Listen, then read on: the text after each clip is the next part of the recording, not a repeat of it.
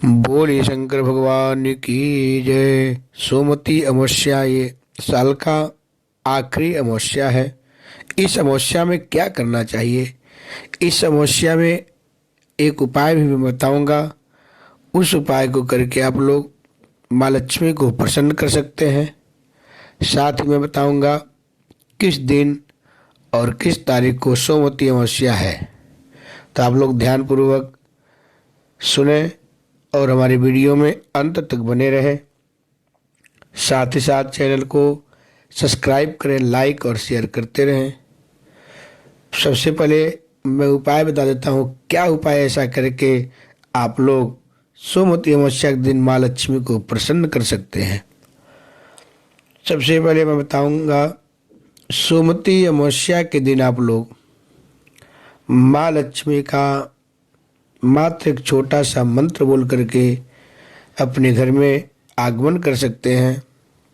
आप लोग एक कमल का फूल ले लें और कमल का फूल ले करके माँ लक्ष्मी का अपने मन में स्मरण करना है, ध्यान करना है। और मैं एक मंत्र बोल रहा हूँ, इसको ध्यान से सुने और इस मंत्र को बोल करके उस कमल के फूल को अपने घर के मंदिर में लक्ष्मी जी को चढ़ा दें। फिर अगले दिन उस कमल के फूल को अपने तिजोरी में रख दीजिए। देखिए माँ लक्ष्मी कितना प्रसन्न हो जाएंगी और आपके घर का भंडार धन धान्य से भर जाएगा। मंत्र आप ध्यान से सुने। ओम श्रीम ह्रीम श्रीम कमलय कमलालय प्रसीद प्रसीद ओम महालक्ष्मी नमः। इस मंत्र को कमल के फूल को अपने हाथ में लेकर के 11 बार बोलना है। फिर कमल के फूल माँ लक्ष्मी को चढ़ा दें और अगले दिन उस कमल के फूल को अपने तिजोरी में रख दीजिए। देखिए माँ लक्ष्मी इतना प्रसन्न हो जाएंगी और अब आपके घर में वास करने लगेंगी। आपके घर में धन धान्य की वृद्धि होने लगेगा। अब मैं बता देता हूँ, सोमवती अमावस्या का जो व्रत किया जाता है उसका पूजन की कैसे किया जाता है, जो पीपल के पेड़ की होती है। होली शंकर भगवान की जय। सोमवती अमावस्या को पीपल की जड़ में लक्ष्मी नारायण का पूजन करना चाहिए। माँ लक्ष्मी और भगवान विष्णु नारायण का पूजन करना चाहिए। व्रत जो करते हैं और जो परिक्रमा करते हैं उसका संकल्प लिया जाता है प्रणाम गोत्र बोल करके। फिर पीपल के जड़ में लक्ष्मी नारायण की स्थापना करके तथा जल चढ़ा करके पीपल के जड़ में सूत जो धागा होता है कलावा लपेट दिया जाता है। फिर भगवान का ध्यान करके पत्र पुष्प फल मिष्ठान वस्त्र तथा गंध आदि को अर्पण करें। फिर हाथ जोड़ करके प्रेम पूर्वक प्रार्थना करके आरती करना चाहिए तथा पीपल की 108 प्रदक्षिणा करना चाहिए। प्रदक्षिणा मतलब परिक्रमा, कई गए इसको भौरी भी बोला जाता है। ऐसा करने से भगवान धन धान्य से पुत्र पुत्र आदि से तथा सभी मनोवांछित फल को प्रदान करते हैं व्रती को।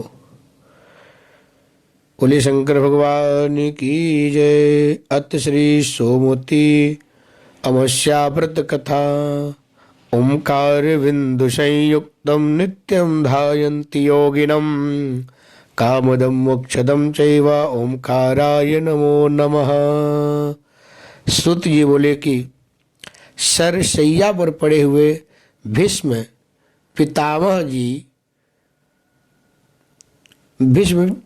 जी के समीप जाकर के धर्म आत्मा युधिष्ठिर ने प्रणाम करके हितकारी वचन बोले। युधिष्ठिर बोले कि भीमसेन से कोप से मुख्य दुर्योधन इत्यादि कौरव मारे गए और अब सब राजाओं को युद्ध में अर्जुन ने मार डाला। दुर्योधन की बुरी सलाह से मेरे कुल का नाश हो गया। अब बालक वृद्ध और दुखी मनुष्यों को छोड़कर कोई राजा रह ही नहीं गया। भारत वंश में केवल हम 5 ही भाई हैं और शेष हैं। यद्यपि हमारा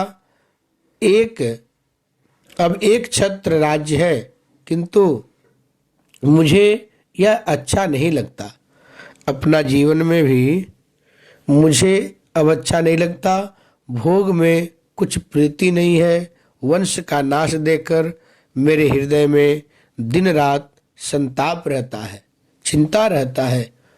उत्तरा के गर्भ का बालक भी अश्वत्थामा के अस्त्र से जल गया।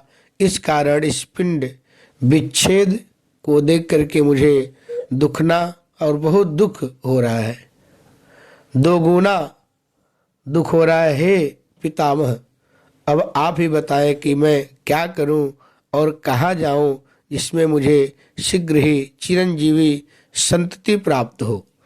भीष्म जी बोले, हे राजन सुनो, मैं तुम्हें व्रतों में एक उत्तम व्रत बतलाता हूँ जिसके करने मात्र से चिरंजीवी संतान की प्राप्ति होगी। हे युधिष्ठिर, जब सोमवती अमावस्या हो उस दिन अस्वस्थ पीपल के समीप जाकर के, जो अच्छा पीपल हो जिसका पूजा होता हो, वहाँ जनार्दन भगवान विष्णु का पूजन करें और उस वृक्ष की 108 परिक्रमा करें और उतने ही रत्न की धातु और फल ले लें, अर्थात 108 रत्न, सोने चांदी आभूषण श्रृंगार का सामान या बर्तन या फल या मिष्ठान किसी भी चीज से परिक्रमा करना चाहिए। 108 प्रदक्षिणा में से एक एक वस्तु लेकर के प्रदक्षिणा पूरी करके अगले बार में दूसरा ले लें और रखते जाएं। इस प्रकार 108 प्रदक्षिणा में अपनी शक्ति के अनुसार 108 वस्तुएं देकर व्रत समाप्त करें। हे राजन, यह व्रत सोमवती अमावस्या का व्रत है।